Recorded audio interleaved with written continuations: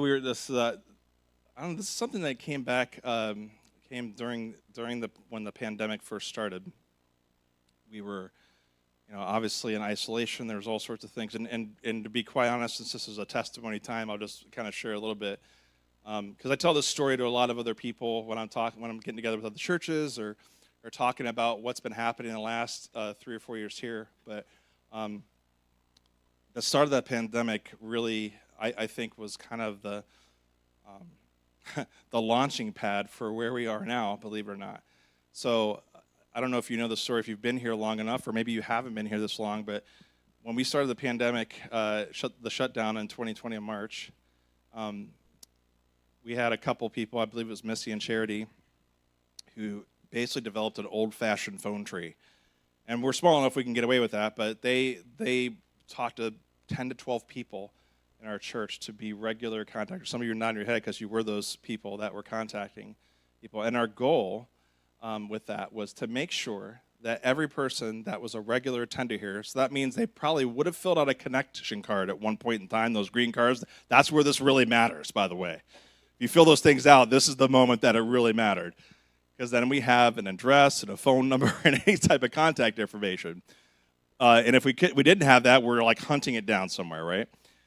But every regular attender received a phone call once a week for the first 6 months of the pandemic. And from these wonderful people that were calling. And come to think of it, I know Doreen was one of those people as well. And she had just come to the church like 2 or 3 months before that. And that was actually her kind of launching pad into the ministry of the church, believe it or not. So, and that was also Lauren's, because Lauren mixed all the music for all the worship that we did online. So it was just crazy to think about how all these stories fit together. But I believe that was really the time that solidified what now we say as our mission. There's a phrase that jumped around a lot called 7-day-a-week church. We threw that around a lot ever since the beginning of this church plant, which was 2013 was when this church was first planted. There's not too many people still here from that. There are some. Mikey, I know Mikey was here. I call him Mikey. Why'd I call him Mikey? I hate Mikey. Anyway, Mike Danielson behind me, he was one of those people. Riley is also, Henderson. So, like, from the very, very beginning, been here, and there's been through a lot of changes. But that 7-day-a-week phrase got thrown out even back then all the way to now, but never really was a framework around that. And I think the pandemic really was kind of where the rubber met the road for us. Like, do we really believe this? And this is even before we even solidified the mission statement. But it was part of the ethos. And everything that happened in our church from then, we're talking about even needs. So some people had needs. The meal train was like going like full steam, even in isolation. So people would do it's kind of like we had our own version of DoorDash, except it was free. So like people would be dropping off meals at like porches, and it wasn't a ding-dong ditch. It actually had food, so it was really kind of a nice thing. But anyway, dropping off foods. And this happened from all the phone calls that were happening. In addition, hearing the stories about how people in our church community were caring for their neighbors, their literal neighbors who were also in isolation. And any needs major needs that came out of that came out of those phone calls. And even though Sunday we weren't meeting in person, which that still was a beloved time, even doing it online and having the music mix, I mean, that was incredible. That's one amazing part of the story. But the rest of this is happening during the rest of the week, and people are contacting each other. I know our community group, which met twice a month at the time for pretty much a year, we hardly knew each other. I mean, we knew each other, but we hardly knew each other. It wasn't until the pandemic when we decided, now our group has a lot of kids, we decided to be bold and meet at 8:30 on Sunday night on Zoom every single week. That's what we did. And I would say that time we got to know each other much more deeply than we would have in person, which sounds really weird. I'm not saying that's the rule. I think it's an exception, but it happened. So we discovered community and all sorts of the authentic community value that we have. We discovered that over the internet, which is weird, but it was awesome. And that has just spearheaded into, now that we're back in person and back on Zoom at the same time, we're doing both, both and really, it's we just carried that through to meeting in person. And there are so many more stories of happening. But when we met in 2022 last year to kind of imagine the vision, and when we said living the good news 7 days a week, I felt that then that we could say that proudly.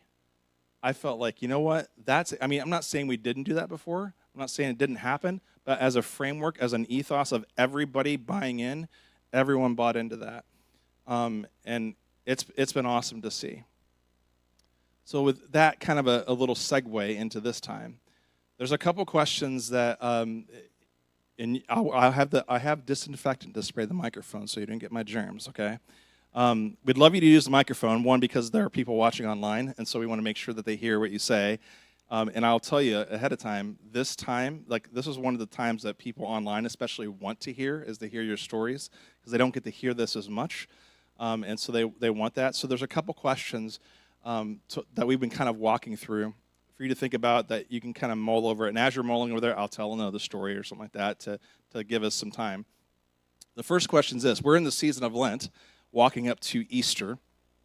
And at the very beginning, if you remember on Ash Wednesday, we talked about, is there something that you would give up for Lent to focus more on living the good news 7 days a week, or your relationship with God? And what was that? Now, I don't know how many of you actually have done that, or if you have, but if you feel led this morning and want to share, hey, what's God been showing you in the midst of that season, you can talk about that question. The second question is kind of what I talked about. We have this mission, living the good news 7 days a week, and we're very intentional about that statement. If you're new with us, every single one of those words have intention, right? About living, especially, as opposed to preaching at people, just using our words. It's actually embodying the good news, the gospel, which is what good news literally means. Gospel literally means good news in the original language.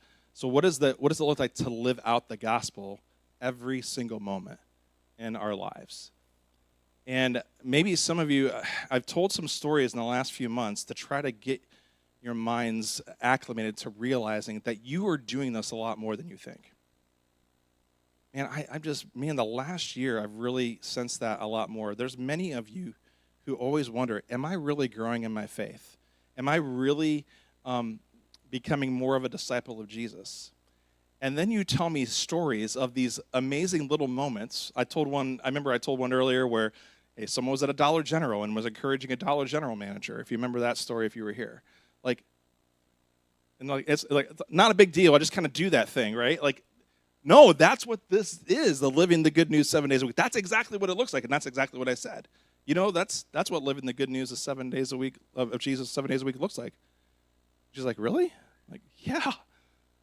And I think so many times you don't realize how much you are embodying that more than you ought. And so if you come up and share testimony, look, it could be clouds part and God speaks in an audible voice from the mountain and there's fire and flames and stuff. Those are cool stories too. Most of you probably don't have those stories right now. If you do, awesome, we're going to celebrate that. But I also want to think about those everyday moments in the last, I'd say for 2023, where maybe this is how I lived a good, and it could be something really, really small. It doesn't have to be a long story. Just whatever that is. How have you been living this good news out, and what does that look like for you? What have you been learning with that? So does that make sense? Okay, I got 3 nods. Man, that's not good. This feels like another sermon. So let me, I'll share a story while you think about that. I feel like for me, it's literally, some of it has actually been, I don't want to say it's like me per se living it out. It's more been people have been living it out to me in the midst of times that have just been ever since the pandemic started for me personally. Some of you know this story. Ever since the pandemic started personally for me, it has been a nightmare, for my personal health. Some of you, oh, thank you. I forgot about that. I appreciate it. Sit down. Yeah, I've been sick. 30 minutes has been my limit to stand up before I start getting dizzy and fall over. So that's an example right there. Just stuff like that. But it's been really, really difficult.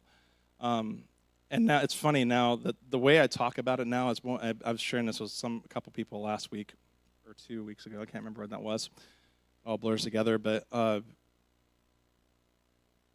now my mind just left me. That's what happens. Get me back on track. Supporting me. Oh, I know. Cynthia's doing a great job. I feel like she could just tell my story for me. I'm trying. Well, it just completely left me. I can't even believe this. Thank God I don't do that during a sermon. But no, I just kind of learned to accept it now, and the way I talk about it now is like it's almost like it just happens. I mean, I obviously take care of myself. I do the lesson as I've listened to my body a lot more in a lot of ways, which has been good. So when I was sick this week, I mean, normally I'm like, okay, I got to plow through, I got to keep working or whatever, and I didn't push myself, and usually I would have done that. And what is interesting is I think I would do that if I didn't have other people telling me, hey, don't push yourself. And you know what? They've probably been saying that all my life. And it's, say, the last 3 or 4 years, I finally started to half listen. I'll be honest. Because I don't listen all the time, because I still sometimes decide to push through anyway. And I pay the price. But I don't know if you realize how many of you, I mean, I've said it to you, I hope individually enough, that the actions you even bringing me a stool, these kinds of things, that's one way of living out the good news. Because there's a lot of bad news out there. You all know that. That's been kind of the MO for a long time. But I also think, in some ways, the church has spread a lot of bad news in the name of good news. And so these kind of things are where you embody these types of things, the way that you took care of your neighbors during a pandemic and continue to do that, because I still hear those stories, is pretty incredible. And that time to now, and me included in that, is definitely a testimony, I think, to our congregation. And what's really cool is that it wasn't just like a select group of people. It was every one of us that was a regular part of this church who might want to call this home. And it's weird. We were talking, the deacons and I, we were talking this week, and we're kind of like, there's always a time to talk about, how can we continue to improve and get more on-ramps to ministry, and all that's good talk. And at the same time, we're like, man, what's really weird is that a lot of our people are very involved in the ministry of our church, whether that means here on Sunday or the other 6 days of the week. It's a lot. It's a really high percentage. I think I remember, and Travis isn't here today, but one of our deacons, Travis Christian, I remember he did like a little kind of assessment about, I think, a few months back, and concluded that 70% of the people that regularly attend our church are involved in some sort of ministry in some way or another, which is crazy. That is not normal, by the way, my friends, in America at least. In American church, it's not normal. And so really proud of that, and that also excites me about where we're going. Later today, when they get the financial update, I'm going to get up and talk a little bit more about where we've been, where we're going with that. But it is an exciting time that way of how we're going to continue to take out that mission and make it more tangible especially to the greater community around us. So I think I've given you enough time to think and scribble down. So if you feel led to share, feel free to come forward if you will. I will spray the microphone.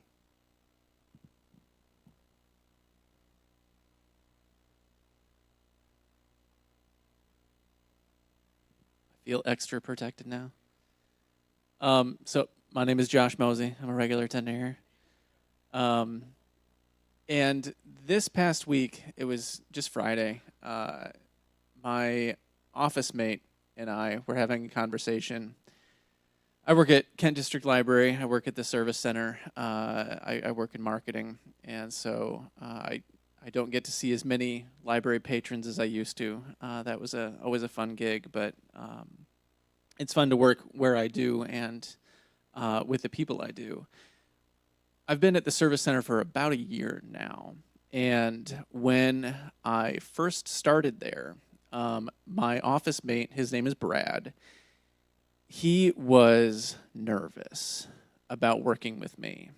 The previous guy who held the role that I hold now He didn't work in the office much. He was always out on photo shoots or video shoots, and he did a lot of the editing work and social media stuff that is now the stuff that I do. He would do that from home. And so Brad had the office to himself. When I was interviewing for the role, I asked, how much of this do I need to do in person? How much do I need to do at the branches? How much can I do from home? And it was communicated to me by my now boss. He said, we really want you to be in the office as much as possible because there's a lot of meetings and stuff that you'll need to be at. Your predecessor didn't do those things. We would like to see that change. And so Brad knew that he was going to get an office mate who was actually there in person. And he had done his internet stalking on me and realized that I write devotionals. I've worked on kids' books and stuff like the Case for Christ devotional. Brad's not a church guy. He has very little experience, maybe when he was a kid. And so when he found out who was going to be his office mate, he didn't tell this to me until like I had been working with him for a couple months. But he said, when you first came in, I was really nervous about who you were going to be because everything I saw about you online was that you were this diehard church guy who was going to jam Jesus down my throat. And I didn't. I just worked with him, and I was real with him, and he and I are real with each other. And he'll come in and say, what's the fire we need to put out today, and we'll work through those things together. But it makes me sad that he was nervous about what that relationship was going to be like because of the experiences he's had in some fashion with the church in the past that predisposes him to have that negative viewpoint. And unfortunately, working where we work, there's a lot of attacks. The library is a staging ground for the culture war right now. And it's an uncomfortable place to be, trying to live out in many ways the mission of the church to take care of the community, to provide resources, to let people feel safe and loved in a different fashion. And so the reasons that many people on the other side in the secular church of the library feel attacked right now is because of the church, unfortunately. And so what I'm afraid of is that Brad and people like Brad will be even more afraid of engaging with church people. I don't know if that's really living out the good news 7 days a week, but I think it's being genuine, and I think it's providing a viewpoint to people who would otherwise be afraid and say, no, we're in this together. We belong to the same community. We want people to feel loved and accepted because God is right there for us. And so if you would, pray with me that Brad's eyes would open and that he would see the bigger reason behind that love and that need for community. And if there is any interactions that he and I can have that would lead down that road, that would be great. And in the meantime, pray for our community and that the negativity wouldn't be coming from the church. So.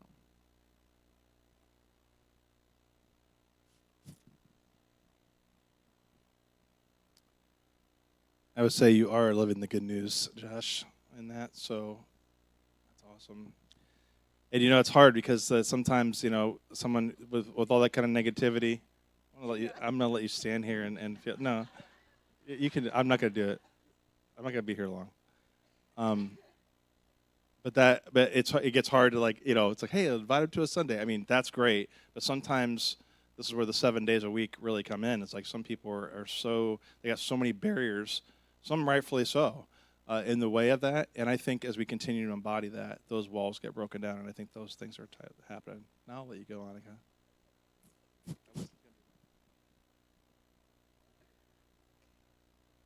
Hello. For those that don't know me, my name is Annika. I've been coming to New Ground since right around 2 years, actually. Next Sunday, it'll be 2 years. And I have a bit of a long story with the church and ups and downs. And a lot of that has influenced. So a lot of the ways that people have engaged with me, even though I grew up in the church, there's been a lot of people saying, "Well, God says this, or God says that, or God, loves this, hates this," and you're kind of on the outs, I guess, was kind of the message that I received over the last several years. And a lot of that influenced my relationship with God and the way that I read the Bible, came to church, whether or not I came to church, and I kind of had to unlearn a lot of that stuff. And so over the last 6 years, I've been going to therapy and been on medication and trying to get healthy and having healthy emotional life, healthy relational life, like having the ability to get up here and talk to people, or have like healthy attachments with friends and family and all that stuff. And God has done a lot, and I've shared before things that God has done in my life. But around the new year, I was thinking about, well, what else? It's like every year there's been a theme. And so for this year, I was like, what's the theme? What am I going to work on? What's the thing that I need to grow in? And I thought, well, I just graduated therapy. I'm off my meds. Like, I'm doing really well. I've got community. I've got the Torah Club. I've got this church is awesome. I've got friends like Cynthia who invite me over, and it's just, my life is going really well. So I was like, God, what do I need to work on? And he goes, well, what about me? And I realized I'd been, as much as I'd been bringing church and community back into my life and getting emotionally healthy, I'd been keeping him out because of all the things that people said that he would say to me. So I wouldn't let him speak that word surrender made me panic, because I was like, well, what if he tells me another thing that's going to really hurt me that he never said that somebody else said? And so he was like, well, now that you're healthy, why don't you bring me back and find a way to connect the emotional health with the spiritual health, because that wasn't me. I want to heal the thing that's broken in your life that is making you keep me out. And so that's been the journey over the last couple months, and I think a lot of the sermons that Mike has preached have just helped restore perspective and heal kind of the brokenness of just like spiritual abuse. And it's been really cool so the reason I'm up here is because one of the questions was, what are you giving up for Lent? And I'd never done Lent before. I just thought it was like a very religious, like holy thing. And I'd never done it. And this year, with the sermon that Mike put online, I just thought that was so cool. I went through it twice and had Emmy listen to it as well. And I decided to be really intentional about connecting with God. So at the beginning of the year, I started journaling, and one of the questions I started answering every day or every night was, where did Jesus show up? And I thought that would be really easy. Like, well, I'm a Christian. Of course Jesus shows up. I work in ministry. I go to church, of course Jesus shows up. And I realized by having to answer that question every night is that I just wasn't aware. And it was a really hard question for me to answer. And it wasn't getting any easier. And so Lent came around, and I was like, well, maybe if I just focus intentionally on this. And so I started giving up 30 minutes of sleep in the morning to just intentionally connect with God. And some days I totally fail, and I think it's just helpful to know that it's not about like punishing yourself. Like Lent is giving things up is not about punishing yourself, and if you fail or if you slip up or whatever, it's not about, oh, now you can't meet with God. It's the opposite. It's like, what if I didn't do it, I was missing it, and I started craving the presence of God and started craving like connecting with him every day. And so I just want to encourage you, like, if you've been there or gone through that or have some sort of, like a wound in your life that's making you keep God at bay, he wants to heal that. And it's just because somebody else said something about God doesn't mean that that's him. So look for him, and he'll meet with you.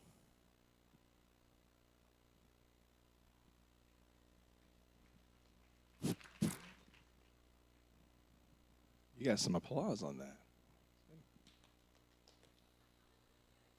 And a second applause.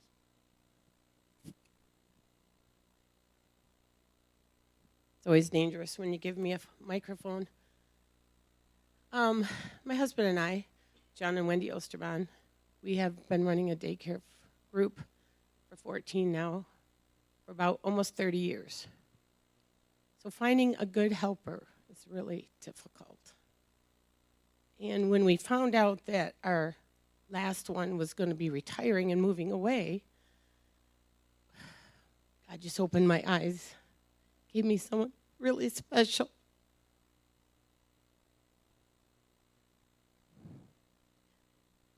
And I was talking to her, and I didn't even know she was the one. Sorry. And he just said, thanks. He just blurted right out of my mouth, how do you feel about working for a daycare? I couldn't even believe I even said it. It's not someone that I probably would have hired if I had interviewed a bunch of people. But she was so precious in my sight. So we got to talking, and she's so wonderful. He's really blessed us. So full of energy and able to work with the kids, doing some things that is getting harder for me to do.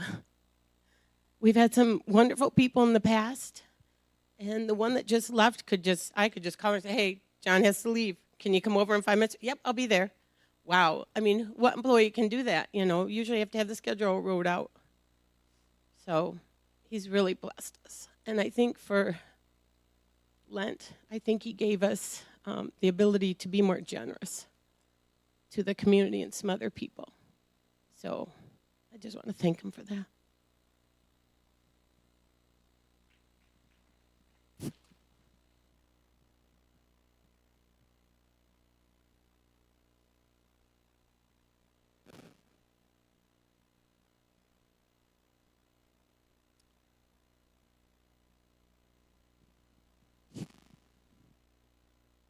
Emma said she wanted one more person to go, and then she might. So,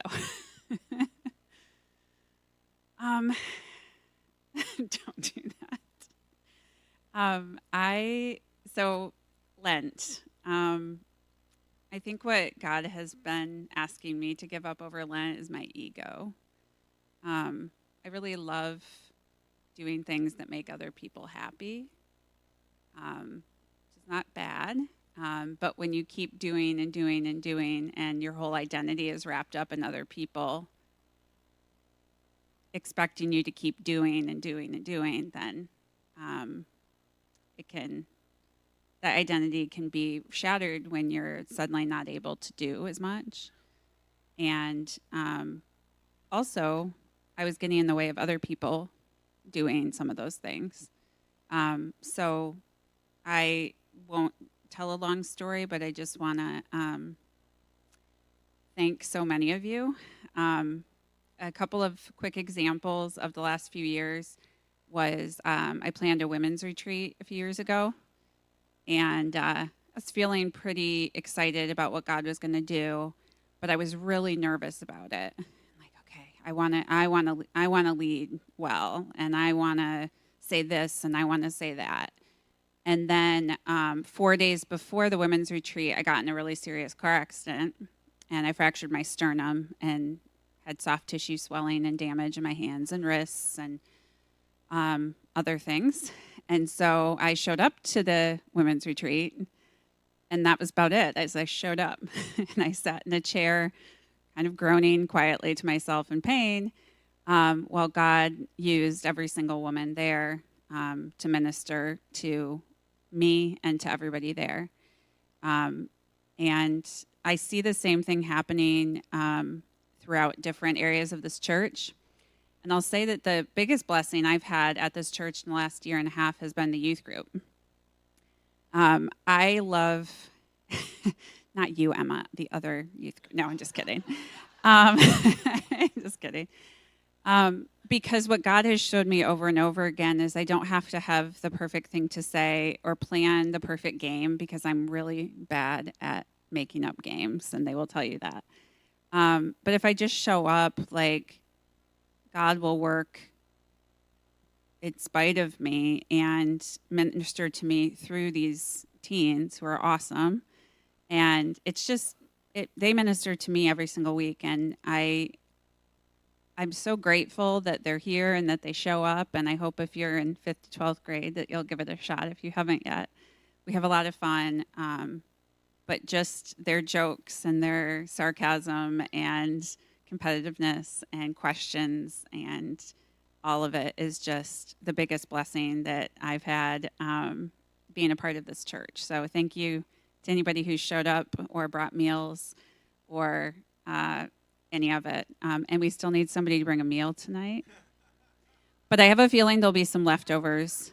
Yeah, potluck leftovers. So just connect with me. If you leave too much, they'll probably still eat it all. So, but thank you to the youth of New Ground.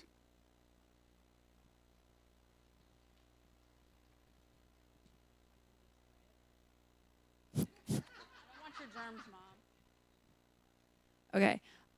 This is gonna be pretty short, but my name is Emma Marie English. I'm 13 and almost 14 years old. I go to Byron Center West Middle School. Okay, that's it. Anyway, I've never been like super certain about faith and stuff like that. Like I grew up in the church, but I still have a lot of questions about things, and there's a lot of things that still don't make sense to me or that I don't understand. And one of them is like what calls people to believe certain things. So, like, for example, I have a few friends and their parents are really strong Christians, and they have not done the best job at showing my friends love over the years with certain things. You might get what I'm getting at, but and it was really sad to me because I'm like, if the whole point of being a Christian is to love each other, why is that so hard for some people to do?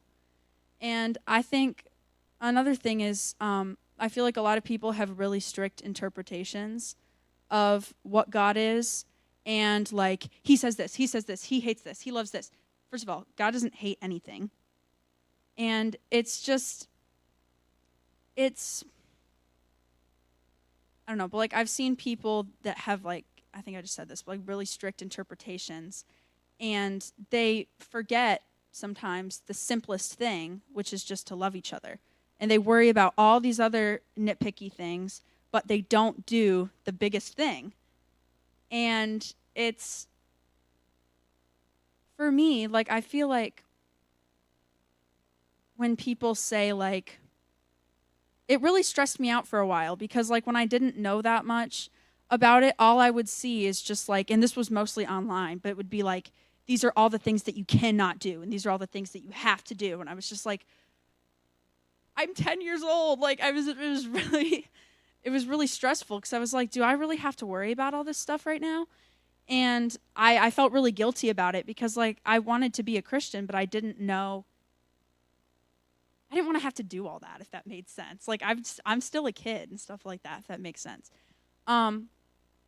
But I think people tend to overcomplicate when it comes to things like that, and then they forget the simpler things. Like, for example, I found that, like, when I worry about all the stuff that God wants me to do and God doesn't want me to do, and there's all this pressure, I just think, and I'm like, that one time where I was, like, crying in my room about something, that's where I felt him there. And also, like, a couple weeks ago, I was struggling. I had these, like, really, like, bad thoughts in my brain and stuff like that. And the prayer team, like, prayed for me. Never thought it again after that. Never came back to me right after. Like, it was completely gone. And I was just like, wow. But, yeah, that's it. I'm really thirsty, so I'm going to go get water now. You might wanna, like, By the way, she's in 8th grade, kind of singing, leading songs, giving testimony. 2 years ago, never would imagine any of that would ever happen. So I'm so thrilled. Anyway, oh my gosh. Okay. Oh, Bernie's here. You're back again. This is so great. Oh, spray. Are we on a time frame?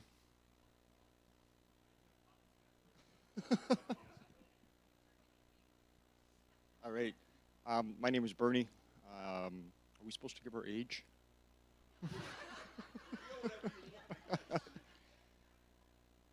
This is my third week here, So, um, I've got a lot of life under my belt.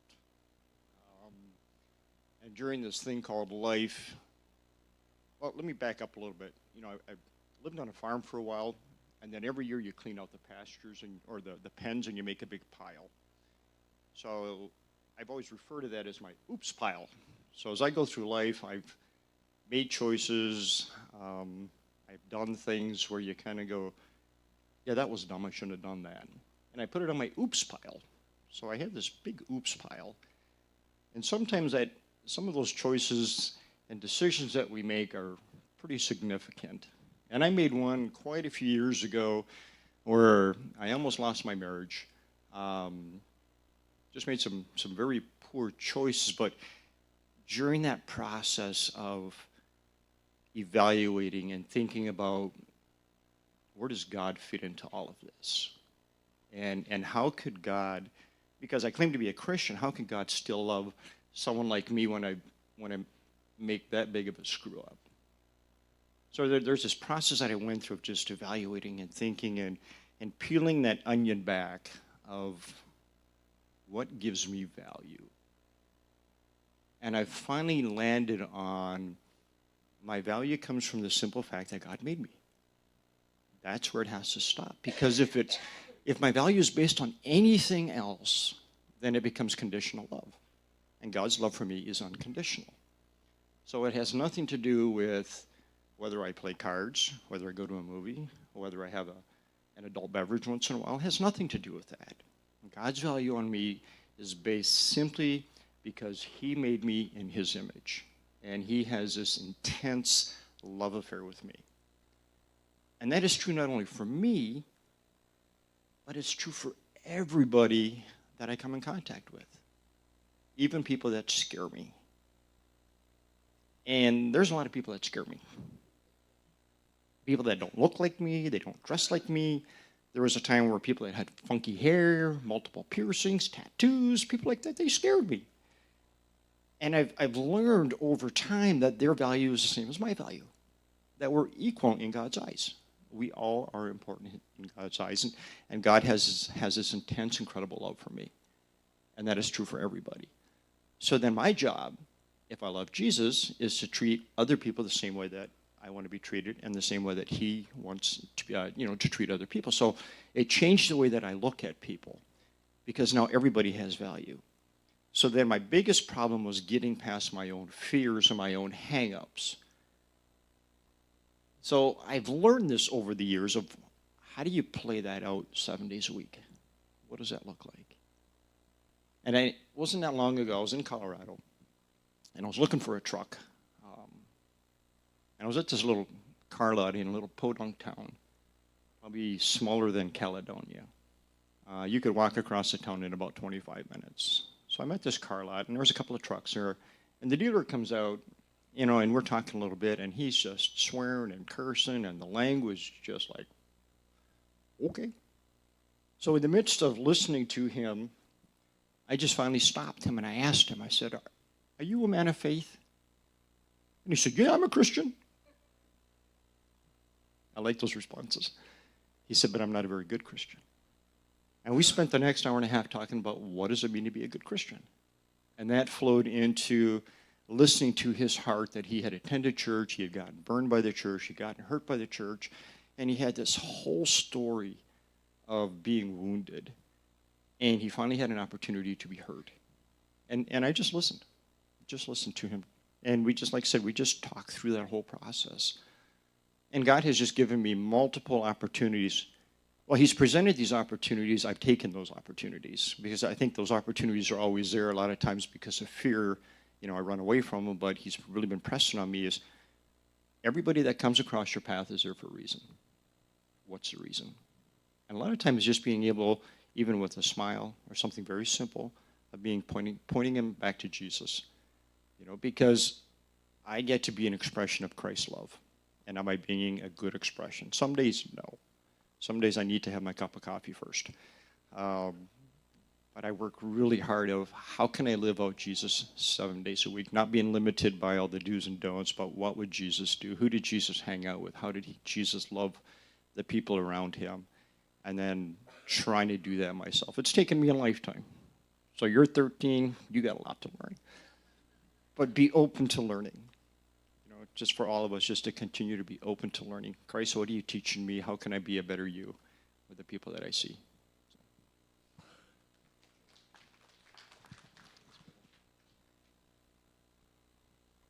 I'm going to invite the band up, and you can still come up.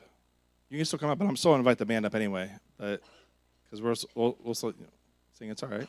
We just got a potluck afterwards. It's not a big deal. So people are going to be hanging around. So you guys could just kind of be waiting in the wings.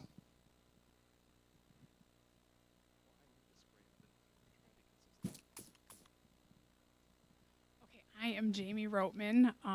This happened last night, and I was hesitant to share, but the more I think about it, I think it's kind of profound for me anyway. So last night, we're getting ready for the potluck. We went to Sam's Club to navigate all of our options, and there's 48 hot dogs in there for y'all to enjoy later. But anyway, we were going to eat at Sam's dinner, and of course, we got there shortly after 7. I didn't realize they closed at 7, so there was no pizza or hot dogs for us. So on the way home, we were going to go to McDonald's. So we go to McDonald's, and I pull up, and the person on the thing is like, you know, when you go and they're like, welcome to McDonald's, we're featuring our Shamrock Shake, and then like somebody else comes on, they're like, what do you want? You know what I mean? Like, it's the recording. So this person comes on, they're like, welcome to McDonald's, but can I take your order today? And they're like so pleasant. And I was like, I'll take a kid's meal and some McChickens and blah, blah, blah. And it was like the same person. I was like, because like they were very happy at work at McDonald's. So I pull around and I pay, and I even said to her, I said, I appreciate your positivity. I said, that's refreshing. So I pull up to the next window, and I was excited to get my Coke Zero, and it was like this far from the top. And I was like, you gotta be kidding me. So I said to the lady, could I get a fuller Coke Zero? And she was nice about it, so she went and got it. Well, meanwhile, I'm looking in the kids' meal, and I realized there's no apples, and they didn't put a toddler toy in there. So then I was like, hey, can I get some apples? They're like, well, we're out of apples. And I was like, can I get a toddler toy? Oh, we're out of toddler toys. I'm like, of course. So we leave, and I'm driving. Of course, when I asked for the pop, my Emma next door to me, my 13-year-old goes, Mom, really? And I was like, it's $1.29 now. It used to be $1. I'm getting that. So anyway, we're driving. They're eating. I take a sip out of that darn pop, and it's like Dr. Pepper or some terrible tasting pop other than Coke Zero or Diet Coke. And I was like, oh, you got to be kidding me. And then I was like, should I just accept it? And I'm like, no, I was so looking forward to this. So I had one more stop. They were eating. I jumped back in the car, and I was like, you're really going to go back through and return that? They're going to spit in your next pop. And I was like, I am. I'm going to be nice about it, though. So I go up, and the lady's still happy. And I was like, hey, got the wrong pop. I would just like a replacement. And she's like, yep, just pull around to the second window. And I was like, okay, thanks. So there's a car ahead of me. And so I'm waiting for the first window for her to do the transaction. And she leans out the window, and she grabs this, I don't think it was a cigarette, but it was smoking of some sort. And she's like, and then she's like, out the window. And I'm like, you've got to be kidding me. And I'm just like, and then I'm like, well, that explains why she's so happy, right? So then, sorry. So, but all this part of me was like, well, that is so unprofessional. And I was like, and she told me to bypass her window, which probably is a good thing in the moment. But all of a sudden, God stopped me and said, Jamie. So you just gave her a compliment on something she did good. And she was like above what you would expect. And now you're like disappointed in her, and you want to almost call her out on it. And then all of a sudden I thought, you know, God has grace for me. I'm good at some things, and some things I don't represent him that well, like my little, you know, that shortness. And so all of a sudden it was like a profound moment over this stupid pop and this high lady at McDonald's. But I just put it all in perspective that I really try to represent him well. And sometimes I think I hit it pretty good, and other times I fall short. And so when I looked at that as being kind of an analogy, she represented McDonald's really well the first time. The second time, I was like, you've got to be kidding me. So at the end of the day, we all need grace. And McDonald's has got great pop.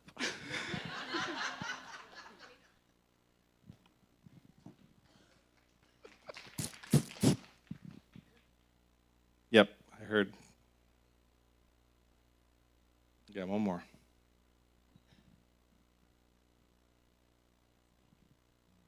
Hi, my name is Carol King.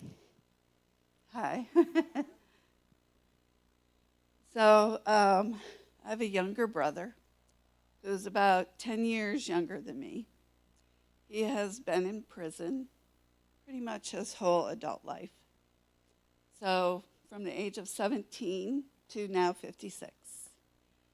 And when I knew he was going to get out on parole, I had all this anxiety about, oh Lord, now what is he going to do? You know, I just don't know if I want him to be a part of my life and all of this stuff.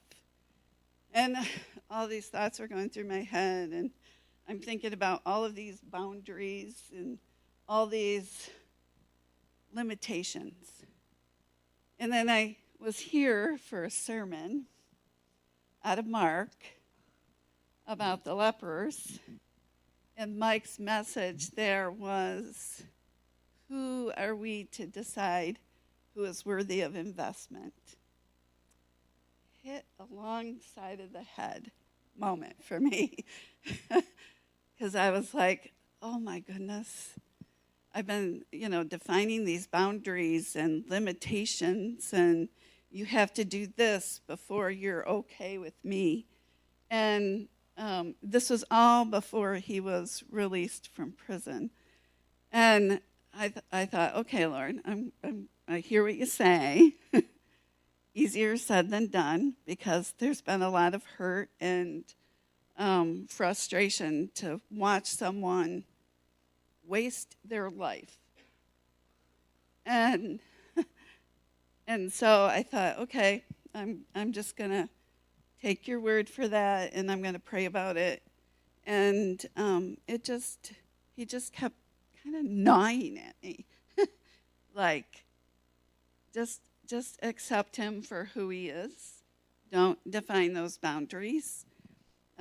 He was diagnosed as bipolar, so that has some explanation. And I thought, okay, Lord, he has really talked to me over this last year about obedience. I may not necessarily agree with what he's asking me to do, but I know I need to be obedient. So I said, okay, I'm going to approach this differently than I had planned. And, Paul comes home, and you've all met him. And I told him, I said, God is really speaking to me that I need to change how I approach our relationship. And you are worthy of investment. You are worthy of having a relationship with your family. And you are worthy of having a new life. So this is our journey. It's starting. And I would say every time I have a moment of relationship with Paul, I am reminded to set aside my limitations for him and allow God to work in his life as he's intending. If I get in the way, I'm going to limit how much God can do. And I don't want to do that. So what I do ask is that you pray for me and my family, that we find him worthy and that he sees that he's worthy too.